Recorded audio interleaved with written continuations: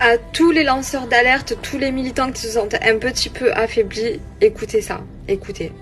Effectivement, fin 2016, vous avez une vingtaine de membres du gouvernement américain qui sont donc en poste à La Havane, ainsi que leurs membres de la famille qui disent souffrir d'une multitude de symptômes. La liste non exhaustive, vous l'avez sous les yeux: maux de tête, problèmes d'équilibre, bruit assourdissant et douleurs à l'oreille, problèmes de coordination de mouvement, de brouillard cognitif, pour reprendre vraiment les termes employés. Puis l'histoire s'est mise à se répéter un peu partout dans le monde.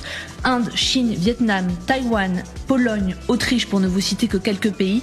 Plus de 200 responsables américains font état de ce genre de symptômes à travers le monde. Systématiquement ou presque, ce sont des membres du département d'État qui sont visés, de la CIA, du Conseil national de sécurité, du FBI également. Les relations entre Cuba et les États-Unis sont fragiles à ce moment-là, donc ça jette un certain froid. L'embarras est tel que les États-Unis à ce moment-là parlent d'incidents avant d'aller effectivement sur la piste des attaques. De quel type d'attaque on parle?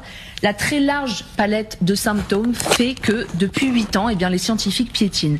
D'un côté, la piste de la lésion cérébrale est envisagée par une partie de la communauté scientifique. De l'autre, la piste de l'attaque acoustique. Et c'est celle-ci qui va prendre le dessus. Décembre 2020, le comité de l'Académie des sciences américain parle pour la première fois d'une énergie, vous le voyez, radiofréquence dirigée et pulsée, donc l'équivalent de micro-ondes qui serait donc utilisé contre des responsables américains et qui provoquerait ce genre de symptômes. Sachant que dans le même temps, il y a quelques jours tout juste, le 18 mars précisément, la thèse de la lésion cérébrale est définitivement écartée. Des IRM sont... Ça remonte à il y a quelques années, c'était à Cuba, des diplomates américains qui ont été visés par la Russie. Cette même arme est utilisée également contre des civils lors des manifestations. En fait, leur utilité va dépendre du degré de l'intensité qu'ils vont mettre en attaquant. Vous voyez ce que je veux dire?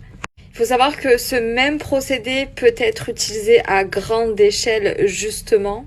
Et en France, des personnes luttent afin d'empêcher les services spécialisés d'utiliser ces armes contre les civils. Oui, c'est un vrai sujet. Que ce soit des civils ciblés ou bien lors des manifestations.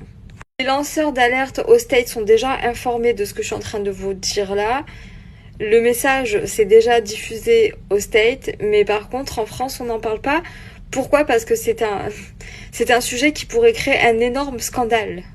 Étant donné que, comme je vous ai dit, ça peut être utilisé de façon ciblée, mais également de façon globale, pour plusieurs...